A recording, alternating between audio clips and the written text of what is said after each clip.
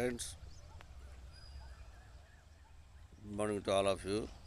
ఈరోజు మనం న్యూస్ చూసినప్పుడు మన బెంగళూరులో ఒక బాబు డబ్బా మీద నుంచి పడ్డప్పుడు ఆయన రక్షించారు.